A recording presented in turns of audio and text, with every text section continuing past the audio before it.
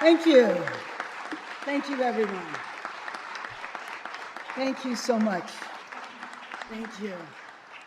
And thank you, Council President Harris Dawson. I know you have been president for a while, but let me congratulate you on your presidency to the council. To the Los Angeles Fire Department Honor Guard, thank you so much for the presentation of colors.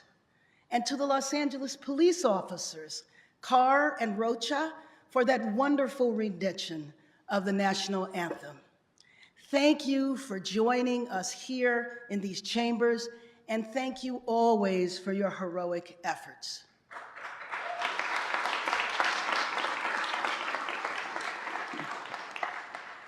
Madam City Attorney, Mr. City Controller, City Council President Pro Tem, members of the City Council, City Commissioners, department leaders, distinguished guests, and to the people of Los Angeles, and to members of my family. There's so many members of my family here. Please stand, members of the Bass family. And our guests from Japan. Thank you for always supporting me, always being there with me. And thank you for joining me today as we continue to turn the page for our city.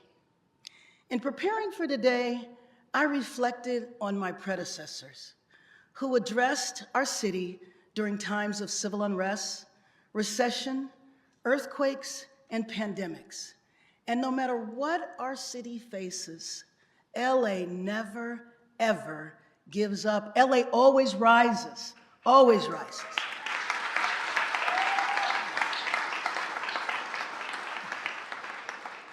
Yesterday, many of us gathered with our families for Easter. Today, however, many Angelenos will gather to mourn the loss of Pope Francis. On behalf of the City of Los Angeles, I want to offer the condolences of our city to Archbishop Jose Gomez. We come together now in these chambers just over 100 days after a natural disaster, a firestorm that also reminds us of how the world can change in an instant. The aftermath of this disaster weighs on our city, which already had huge challenges before us. We feel it every day. The strain of the housing crisis, the tragedy of the homelessness crisis. We worry about public safety and the unpredictability of our streets. We worry about a changing climate that brings increasing weather extremes. And we worry about rising costs and economic uncertainty. But I want you to know that I see it. We are not here to gloss over difficulties. We are here to make them heads on and to make real change.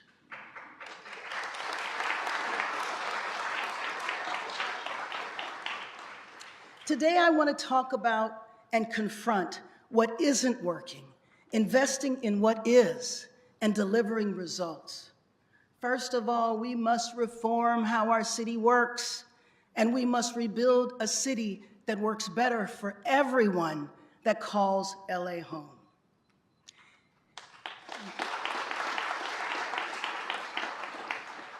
In January, we saw thousands of Angelenos evacuate from their homes in Sylmar, in Hollywood, in Brentwood, in Encino, in Sherman Oaks, and of course, in Palisades, where tragically 12 people lost their lives. Thousands lost their homes, a traumatic loss not just of property, but of memories, of sanctuary, of community. Our city and county firefighters heroically answered the call. Firefighters from around the state, the country, and even around the world joined in that fight. Let us all thank our firefighters. Freddie Escobar, Chief Villanueva,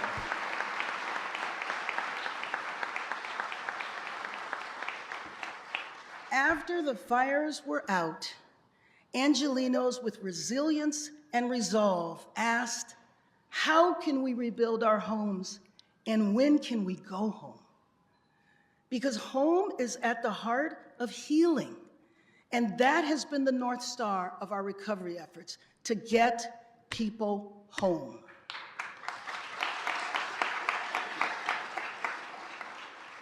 So I want to acknowledge some heroes in that effort who are here today. Larry Vane of Pally Strong, Miriam Czar of the Pally Recovery Coalition, and Sue Cole of the Pacific Palisades Community Council.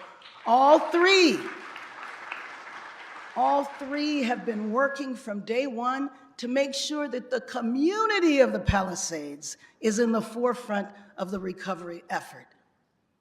To Kevin Chin, who despite having stage 4 cancer, single-handedly fought the flames and saved people's lives.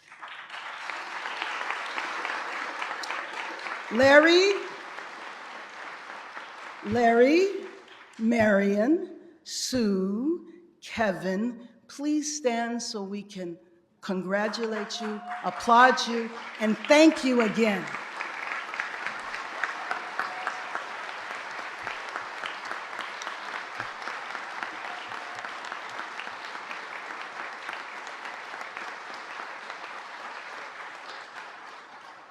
Now, Councilwoman Park. I'm not sure I need to say more than that. Councilwoman Park, let me thank you for your leadership, for your support, for standing up for your constituents every day. You push the city, the county, the state, and the federal government to do more and to do it faster and to get the job done on behalf of Palisades. Please stand, please stand.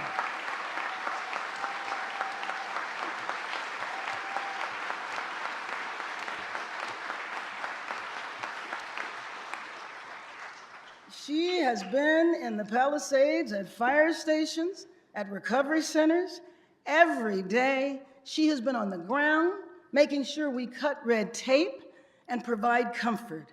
And so again, we thank you, Councilmember.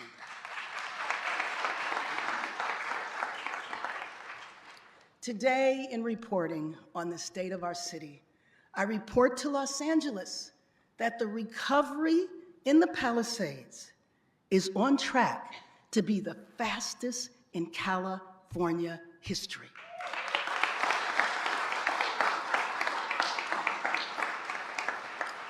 And we're not just moving fast to move fast. We know the faster we can rebuild, the faster we can heal. We still have a long way to go. And for those who have lost a home, each and every day is a day too long, right? We want to be fast, we want to be safe, and we want to be resilient. So let me just tell you, we have issued permits to rebuild twice as fast as after the Camp and Woolsey fires. We restored water nearly a year and a half faster than after the Camp fire.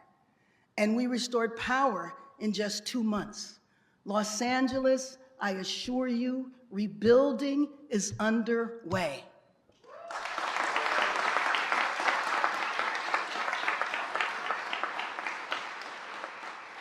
Our sweeping emergency orders are slicing through red tape and unlocking innovation.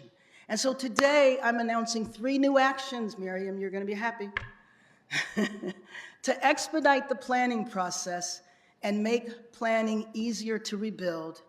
I am establishing a self-certification program to reduce redundancy in the permitting process.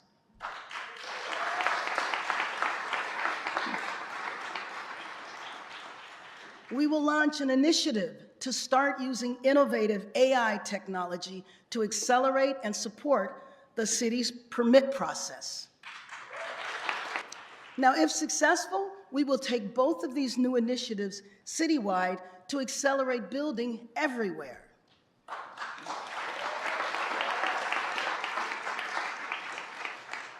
Folks from the Palisades and our councilwoman, finally, I call on the council to pass an ordinance to waive all plan check and permit fees so Angelenos can get home.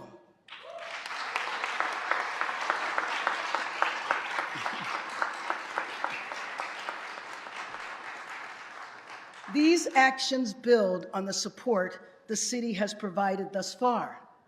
Our disaster recovery center, which we opened in January, has helped nearly 10,000 households replace vital documents and obtain recovery services. This sends a signal of hope to Palisades residents while delivering results. People also lost jobs. I think about the housekeepers, the caregivers, the servers, the gardeners, the teachers who worked in homes, restaurants, and small businesses. This is why we opened 4 impacted worker and family recovery centers across the city. These centers have provided financial assistance, business assistance, and other services for people regardless of which fire they were impacted by.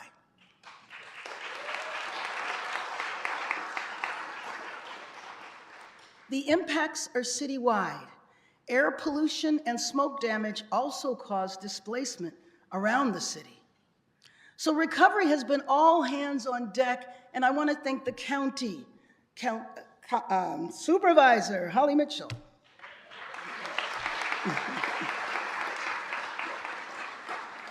I want to thank the county for its partnership in debris removal, and we continue to stand in solidarity with those affected by the fires in Altadena, in Malibu, and elsewhere in the county.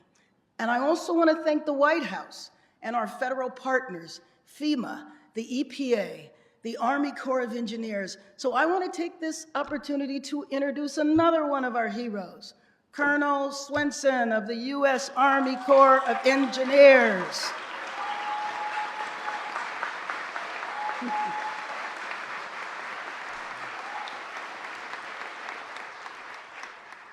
The councilwoman and I weren't sure we would recognize you outside of your Army Corps of Engineer uniform.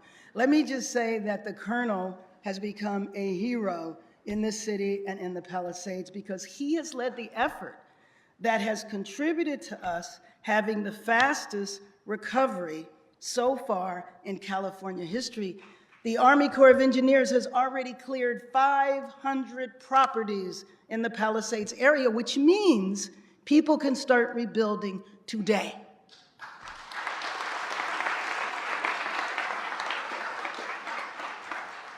And to our governor, Governor Newsom, and our state agencies, we want to thank you all for your support.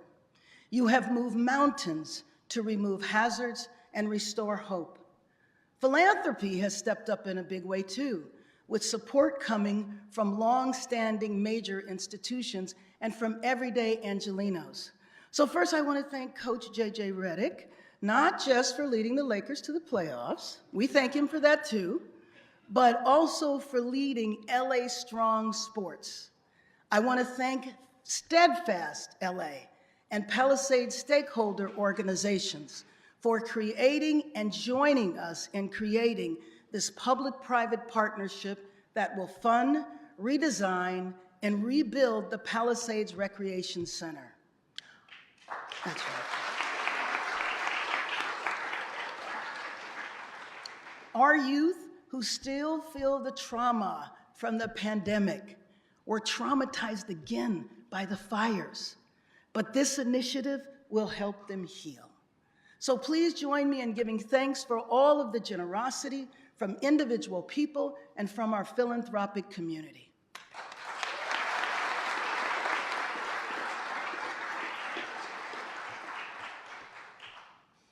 So home isn't just a structure, it's a feeling. If Los Angeles is going to work for the people who call it home, then home has to feel safe. That's why public safety is at the core of our work. From the beginning of my administration, we have led a comprehensive approach to safety. I said we would work to rebuild the ranks of the LAPD to protect our communities, and I want to thank Councilman Lee and Councilwoman Rodriguez for your staunch advocacy for public safety.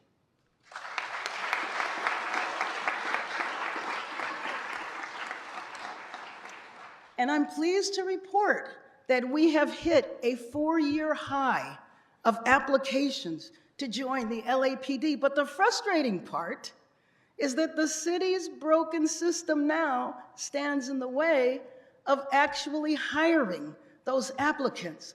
So that's why, you know it's coming, Malaika. That's why I appointed a new head of the personnel department with a clear directive. Stop the bureaucratic madness, overhaul the system,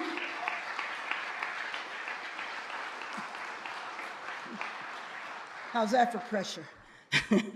And get officers hired and on our streets. And I look forward to working with Chairman McCosker of the Personnel and Hiring Committee to reform this process citywide. The hiring process needs to be reformed, and you will lead the effort. We also created a first-of-its-kind Office of Community Safety, which works to prevent crime and reduce violence across the city. The office works with trained and trusted intervention workers. They have built trust with the community and are uniquely qualified to stop gang violence and stop cycles of retaliation. They are an essential part of our crime-fighting strategy. Now, we've also brought in a new chief, Chief McDonald. Chief McDonald and I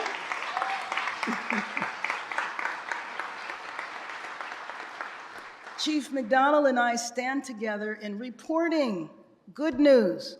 Violent crime and property crime are down in Los Angeles.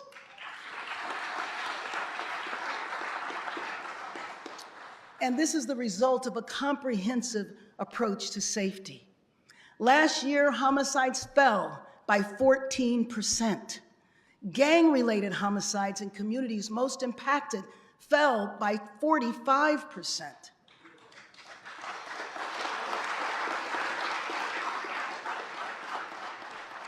The number of shooting victims fell 19%, and we've intensified safety efforts on Metro.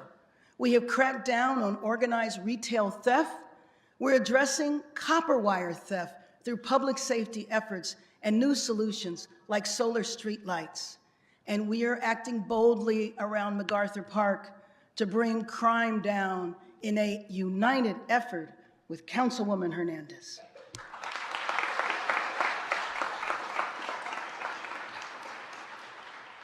Angelenos, we are turning the corner on crime in Los Angeles, and we will not go back.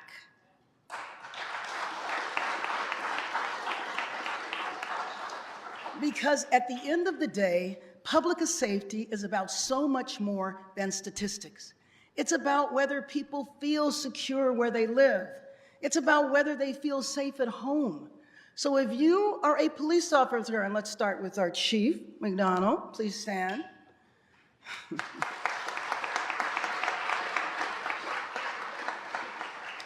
If you are an interventionist, if you have worked toward making public safety in Los Angeles safer, please stand.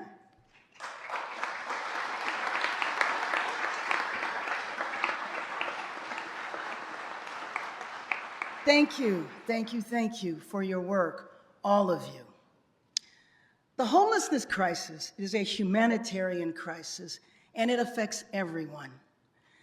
Those without a home and those who worry about what they see outside of their home. We have made significant progress, but we still have much further to go. So first of all, I want to thank Council Member Rahman, Chair of the Housing and Homelessness Committee.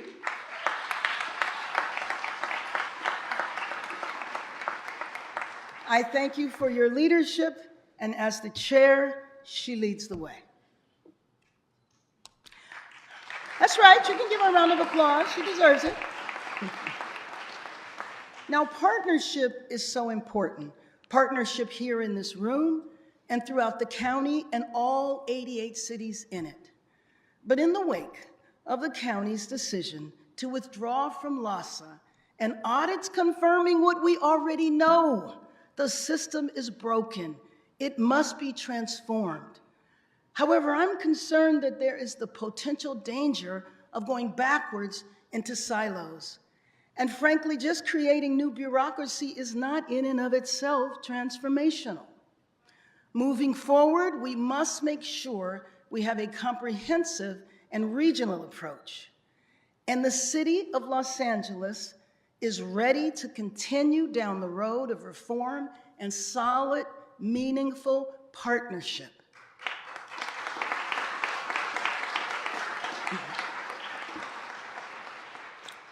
Year after year, the broken system allowed the crisis to grow.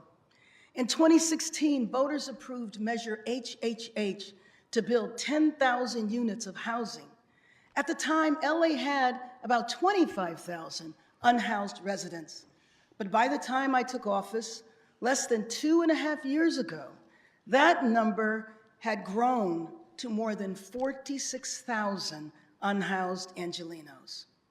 On my first day in office, I declared a state of emergency on homelessness, specifically to inject disruption and change to fix the broken system. This includes systematically confronting old, outdated policies that actually stop people from being housed. Listen to this. People living in a tent, people who had nothing, actually had to prove that they were poor before they were eligible for housing. So I want to know, how do you prove no income? How do you prove nothing? So we fought, and Washington removed that barrier.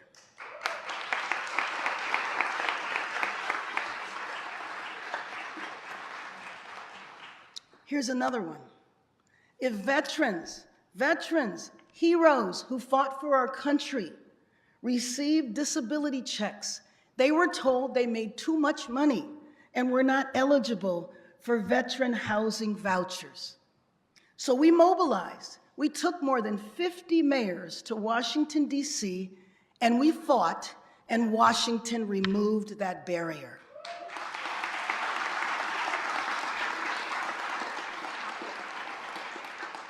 The result is, for the first time, we have secured housing vouchers for every homeless veteran in LA.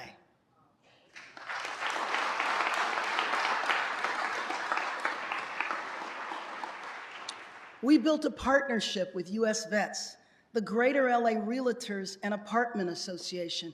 In fact, even Stevie Wonder has joined the call. So now I call on all Angelenos who have rental properties: be a patriot, take a voucher, house a veteran.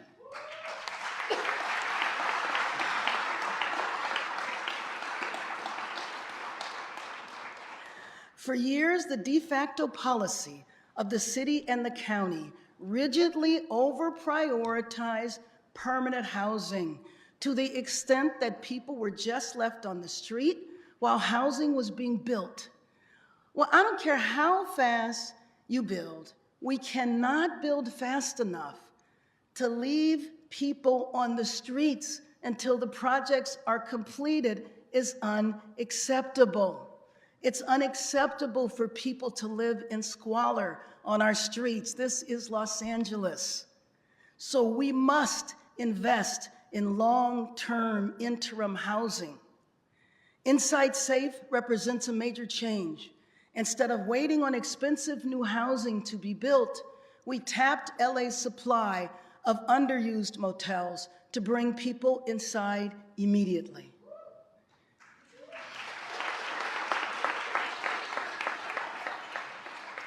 Inside Safe has cleared thousands of tents outside of schools, storefronts, and homes citywide. But given that, we know that motels alone are not financially sustainable. We must invest in long-term interim housing, places where people can stay safe and receive comprehensive services to rebuild their lives while we build housing that Angelenos need. Thank you. We are already proving new models for immediately making housing available at much lower costs. LA for LA, led by Sarah Dussault. LA for LA is the public-private partnership that I announced from this podium last year. LA for LA is helping us acquire existing buildings. We have already master leased a building in Koreatown that has housed nearly 60 Angelenos who were part of Inside Safe. The strategy of LA for LA is to experiment with new, less expensive financing models and acquire vacant properties, which will be faster than relying on building new properties. But you know what? After all of that, we must figure out how to prevent people from ending up on the streets in the first place.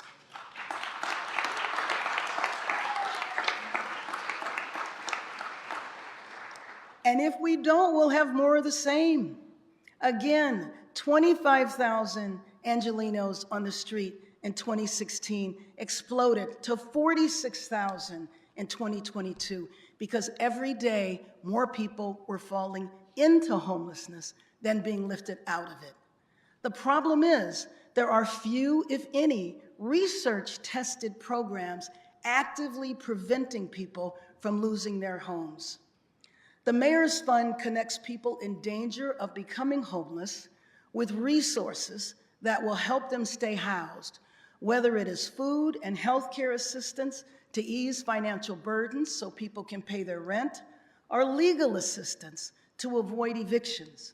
The Mayor's Fund is able to reach out to help every Angeleno facing eviction, but this is because of action taken by the council, led by Councilmember Rahman, to require that the city be notified of every eviction filed. That's a partnership. The council passed the ordinance, the Mayor's Fund is implementing it along with many other organizations to prevent people from becoming homeless in the first place.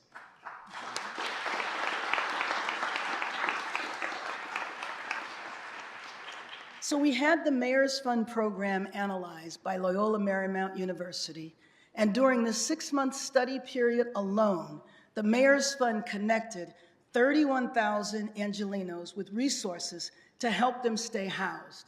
And I know that there's some people here who were able to stay in your homes because of the Mayor's Fund, along with some of the caseworkers who helped keep people housed. Will you please stand to be recognized? Where are you? There you are.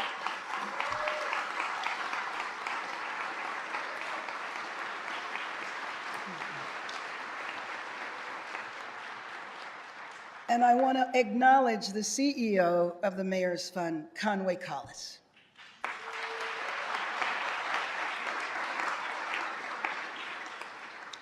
Now, is confronting homelessness expensive? Of course it is.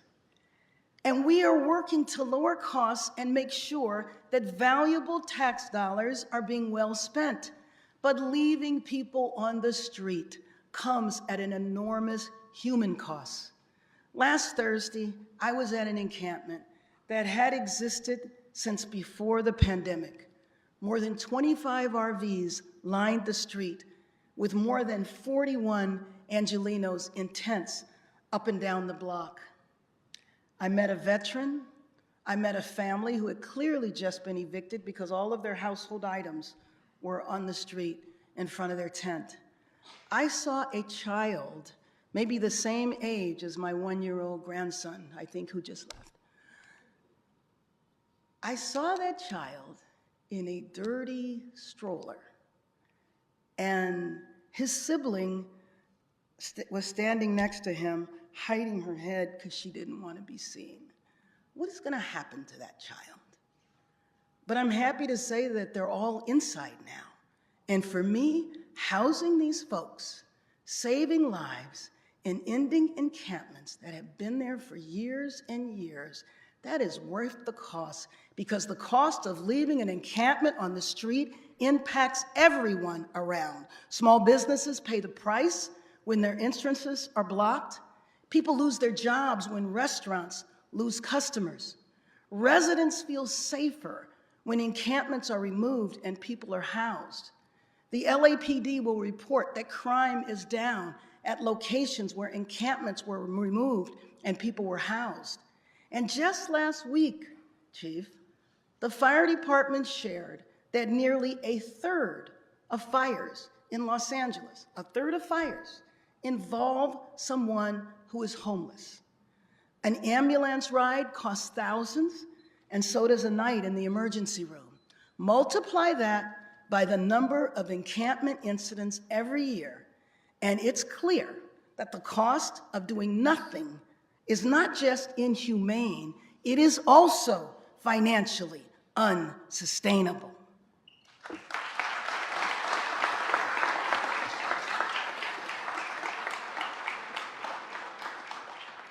So we're taking action and making change. And after years of increasing homelessness, we are finally reversing that trend, and homelessness is down, and that includes a 10% reduction in street homelessness and a 38% reduction in makeshift structures and tents. We are moving thousands more people from the streets before we took office, and more Angelenos are being moved into permanent housing than ever before. Now, all of this comes as nationwide homelessness went up by 18%, but not in Los Angeles.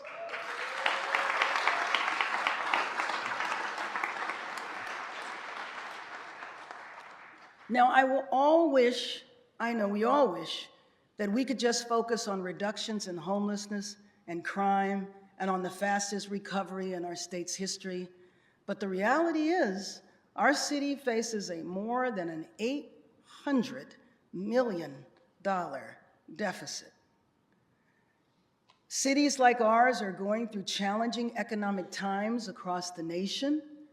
Turmoil and uncertainty from Washington and a slowing economy are causing lower revenue projections to the tune of hundreds of millions of dollars. Liability settlements have tripled from backed up lawsuits during the pandemic and uncapped damages. Combined with personnel costs and, of course, the fires and rebuilding altogether, Los Angeles, we have a very difficult budget to balance. Since January, I've been in active conversations with our partners in labor to find solutions to address a worsening economic outlook. We identified new revenue to offset costs. We reduced funding for the mayor's office.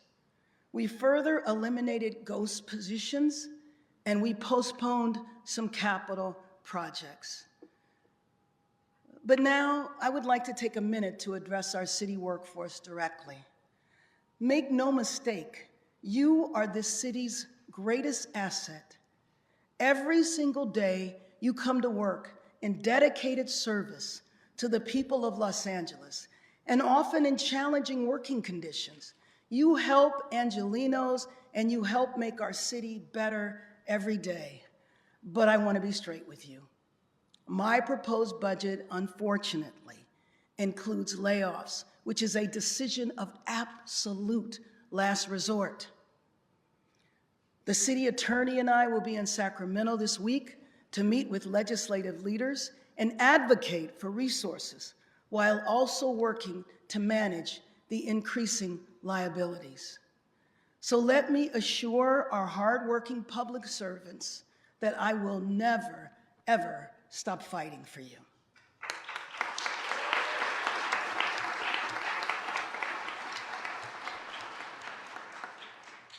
Now, we're also taking steps to make our city run in a more efficient manner. We're going to consolidate departments, rebuild our reserves, and reorganize structures with the #1 goal of improving services for Angelenos. I was proud to have supported new labor contracts approved by the council that invested in our workforce. But now it is time to work together again so we can balance this year's budget and create a foundation for long-lasting and long overdue fiscal stability. I will make sure the city does its part. I want to be clear, the departmental changes contained in this budget proposal must only be the beginning, because we must have fundamental change starting now and moving forward. For example, upgrades or maintenance to a single street can involve the Board of Public Works, the Department of Transportation, the Bureau of Engineering, the Bureau of Street Services, the Bureau of Street Lighting, the Bureau of Sanitation, and the DWP. Building housing can involve the Planning Commission, the Planning Department, the Department of Building and Safety, the Bureau of Sanitation, the Bureau of Engineering, the Fire Department, the Housing Department, and the DWP. This is a broken system, and to turn LA around, we have to fix this.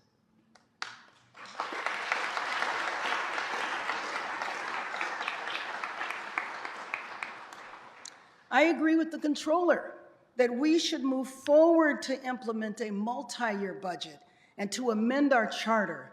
We are doing work to plan capital projects over the long run through the city's first ever capital improvement plan established under my executive order.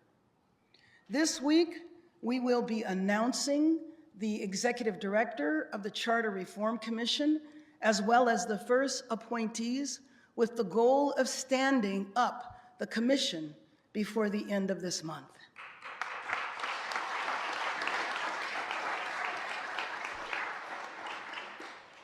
The state of our city is this: homelessness is down, crime is down. These are tough challenges, and they show that we can do so much more. We still have a long way to go. We need a citywide turnaround, and we need a fundamental overhaul of city government to deliver the clean, safe, and orderly neighborhoods that Angelenos deserve in the place they called home, and to reverse decades of failure on homelessness. So my pledge is to continue making change, and I ask the City Council and every Angeleno to join in turning our city around.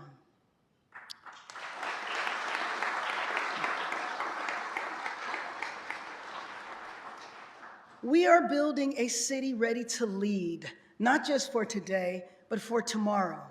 From downtown to the valley, from the port to the airport, we are investing in jobs, housing, and opportunity.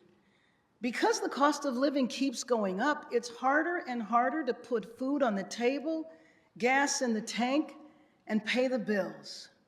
Tariffs and trade wars will make this worse and make things more expensive, but we are fighting here in LA to create better paying jobs. Trade and trade wars are also causing instability all across the supply chain that is at the heart of our economy. The Port of LA is the nation's #1 port, and 1 in 9 people in our region have a job connected to the port. Just think, 40% of all US goods come through our port, Mr. Soroka. We will strategize, Gene Soroka. We will strategize with you and fight for you to protect our longshore workers, truckers, manufacturers, business owners, big and small. And make no mistake, we will protect every Angeleno, no matter where you are from, no matter when you arrived in LA, because we know how much immigrants contribute to our city in so many ways, and we will always stand strong with you.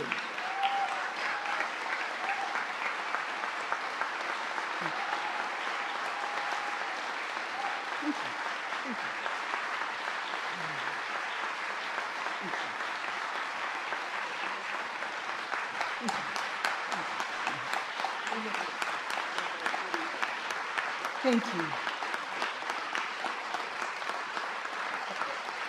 Thank you. Thank you. This is LA. New investments are coming to LA, like the recently announced Rams Village, which will be built on nearly 100 acres and be home to the team's headquarters and training facilities, along with new housing, workspaces, and a first-of-its-kind entertainment center for the Valley.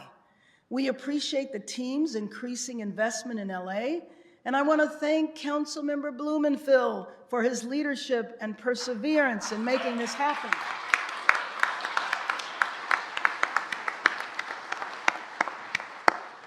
Council President Harris Dawson is leading the change to revitalize Crenshaw Boulevard with Destination Crenshaw, an open-air people's museum.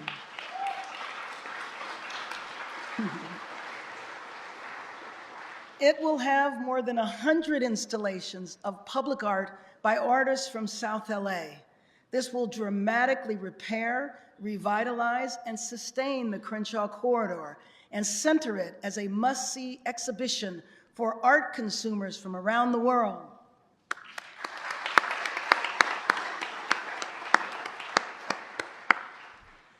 LAX is a national economic powerhouse. John Ackerman, raise your hand. And I want to make sure when LAX makes investments, it invests in the rest of LA too. That is why we have broken new ground in contracting and construction at the airport. So the latest round of $5 billion in investment prioritizes LA jobs and LA businesses. In fact, this investment includes 13 first-time ever prime contractors. This is an example of how we will continue to build businesses and build LA despite tough times. We will get it done.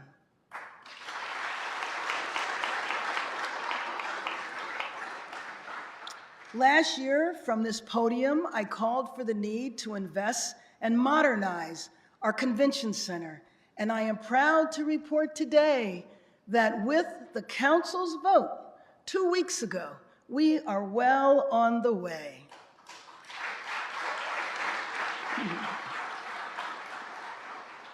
If we are going to bring downtown back, if we are going to bring tourism back, we can't sit back and hope for something to happen.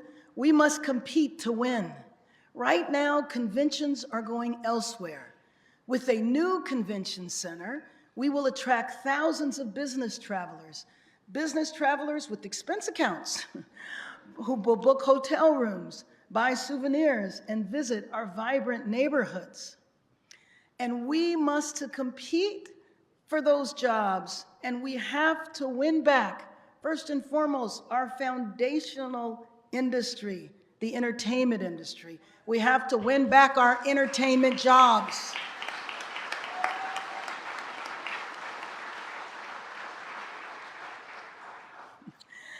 I renew my call to the state to triple the film and TV tax credit.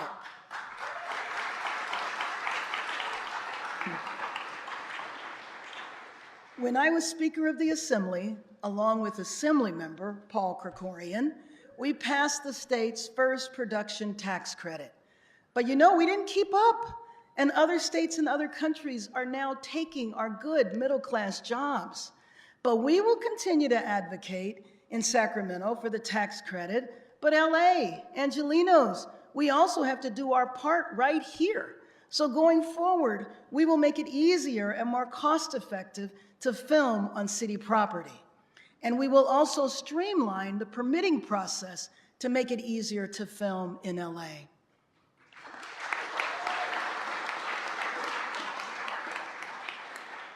So to our leaders in Sacramento and to our local industry leaders here, I say, let's bring Hollywood back.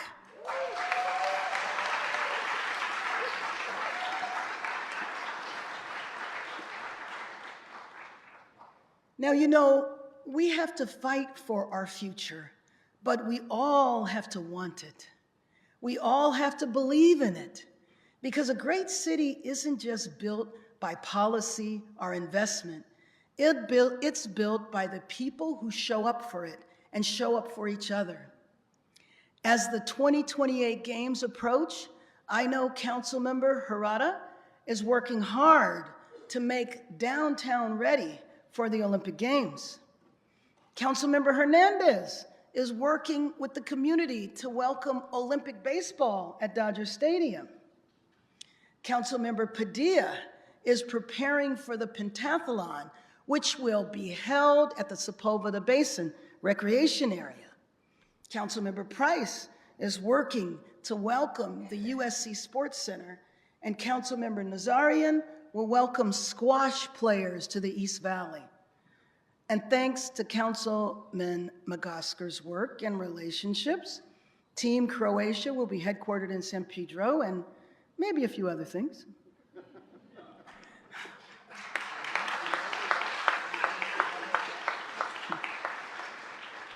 We hope Councilwoman Hutt will host Team South Korea in Koreatown.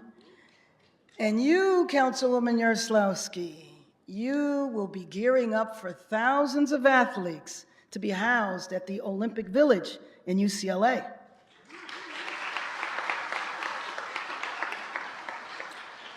So working to unite and prepare the city is our former City Council President, Paul Krikorian. Now, he is now the Executive Director for the Office of Major Events. And I want to thank you for making sure that the Olympic flags, the Olympic flag and the Paralympic flag are here in the City Council chambers. Thank you, Paul.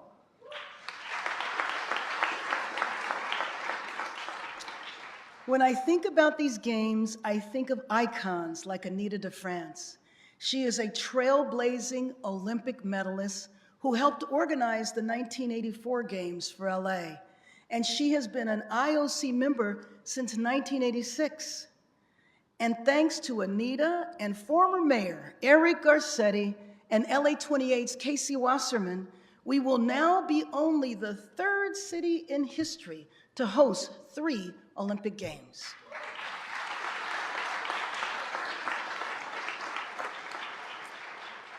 But most of all, the games are exemplified by people like Ariel Middleton. Ariel was introduced to sports at 5 years old. Where are you? Where are you, Ariel? Is she here with us? Well, I'm going to talk about her anyway.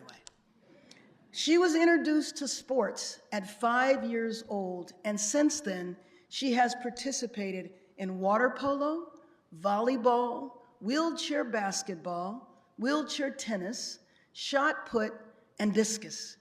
She's a Play LA athlete, a city program that provides access to sports at our rec center, and it's powered by the Olympic and Paralympic movements. She didn't let her challenges get in her way, so at 16 years old, she became one of the youngest members of the 2024 U.S. Paralympic team, and she won a silver medal in Paris.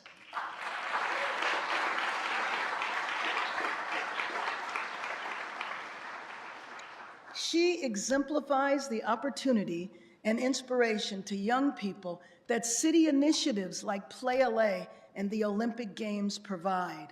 She is what the LA Games are all about. Now, 2028 is right around the corner, but we are only 15 months away from welcoming the world for the World Cup. We want people not just to see our stadiums, we want them to see the real LA. Our neighborhoods from East LA to Pico Union to South LA, from Watts to Woodland Hills, from Eagle Rock to Encino, from San Pedro to Sylmar, and we want our city to be at its best. So this is why I am calling on all Angelenos to come together to prepare our city to welcome the world. Let's come together and do this.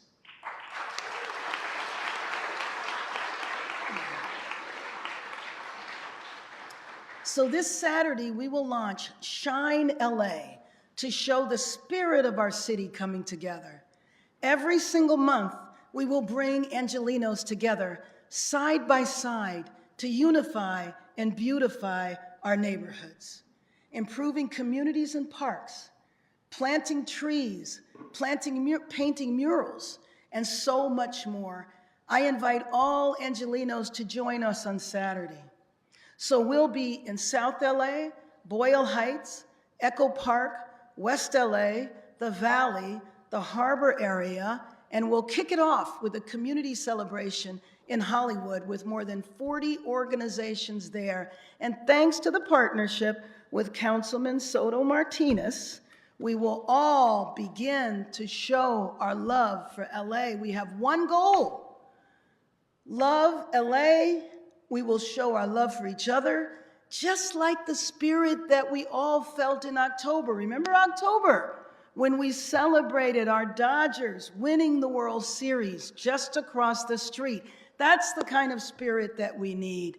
So join us, and to join this movement, you can visit lamayor.org and sign up today, this coming Saturday and every month, until we welcome the world next July for the World Cup. This is about pride. It's about choosing to believe in our city again and proving it with action. Block by block, we will come together to be stronger, more unified than ever before, and that matters, especially in a world that seems to seek constantly to divide us against each other with each and every day. So Angelenos, this is about you. This is about all of us. It's about choosing to believe in each other again and the future of the city that we love. Because this is a city of dreams. So let me tell you a story. Leading up to the 1984 Olympics, we were in the midst of the worst recession in 40 years. The world doubted us. And yes, maybe we doubted ourselves too. But Los Angeles delivered the most successful Olympic Games in history. We didn't just host the world, we redefined what was possible.